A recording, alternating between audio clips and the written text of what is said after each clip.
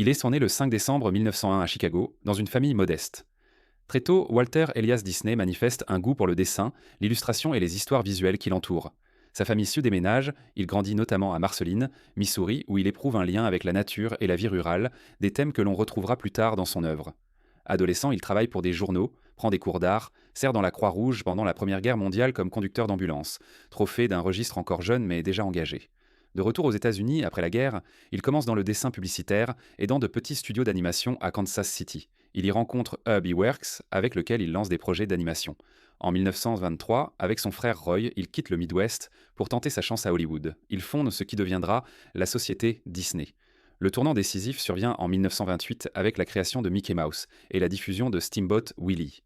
Le dessin animé prend vie avec sonore et musique synchronisée. Le succès est fulgurant.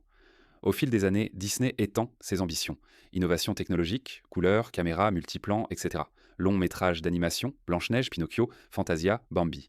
Mais aussi production en prise de vue réelle.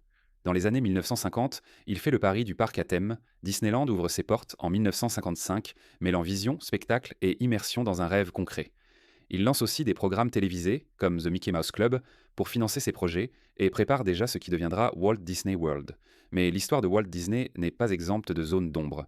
Plusieurs biographes ont pointé des accusations d'attitudes conservatrices, voire anticommunistes, et des rumeurs persistantes sur des préjugés, antisémitisme ou des liens avec le macartisme dans l'industrie hollywoodienne. Une autre légende tenace mais largement démentie, l'idée que Disney aurait été cryogénisé après sa mort. Il n'existe pas de preuves crédibles là-dessus. Dans ces derniers mois, il lutte contre un cancer du poumon en raison de sa longue habitude de fumer, subit une opération mais son état se détériore. Il décède le 15 décembre 1966 à Burbank, Californie. Il est incinéré et ses cendres reposent à Forest Lawn Memorial Park, Glendale, Californie.